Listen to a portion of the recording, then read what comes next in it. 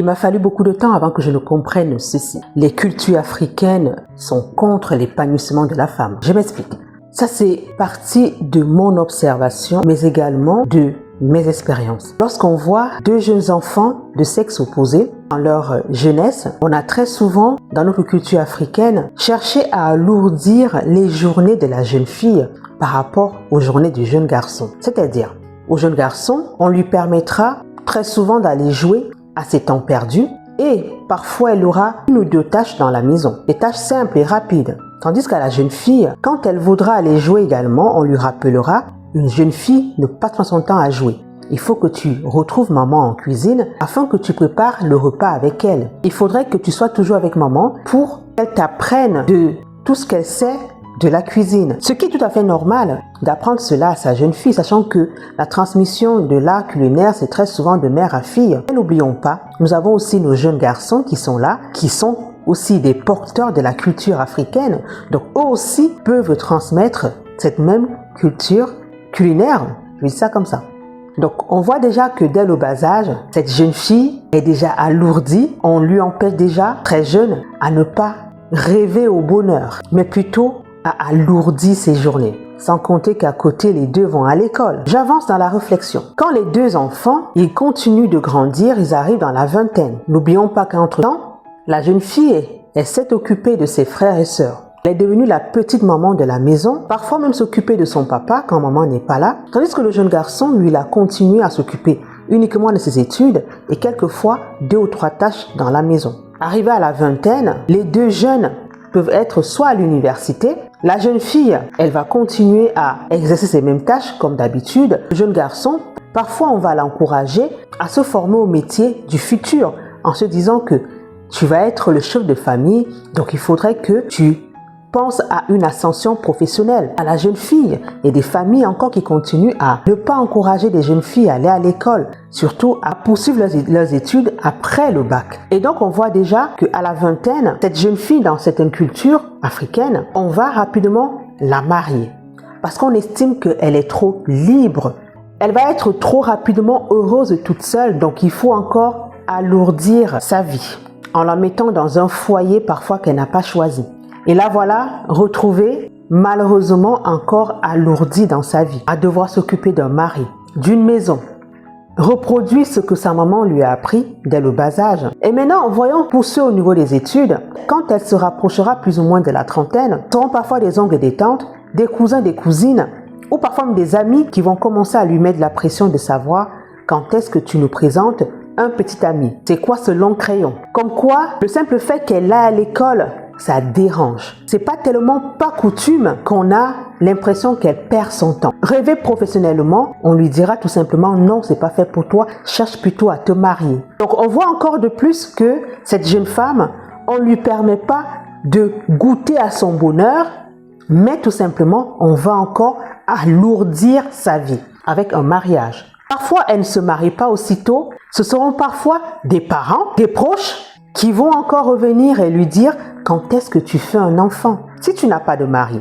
fais au moins un enfant. Et voilà comment est-ce que la pression sociale s'abat encore sur elle. Lorsqu'elle a un tout petit peu de sourire, il faudrait automatiquement l'empêcher de la voir parce que l'oppression sociale, sous la couverture de la culture sociale africaine, viendra rapidement lui enlever ce sourire des lèvres avec ses multiples questions pour l'avoir encore une fois de plus alourdi et retardé dans son ascension personnelle. Allons plus loin.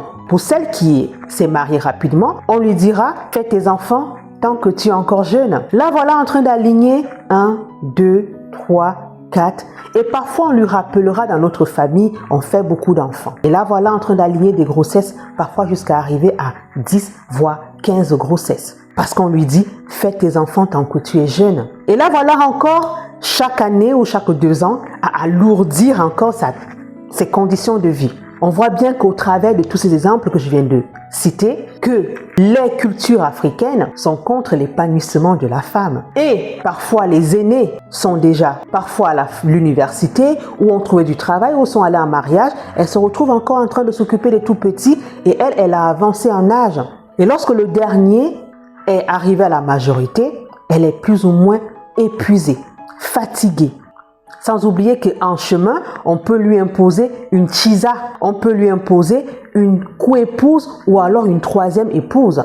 On voit là encore que les cultures africaines n'aiment pas voir une femme épanouie. Et je vais plus loin. Parfois, quand on voit une femme dans son foyer et que tout va bien, elle est parvenue avec son mari à faire le nombre d'enfants qu'il souhaitait, c'est-à-dire 1, 2 ou 3, voire 4, et que c'est une famille qui est très à l'aise.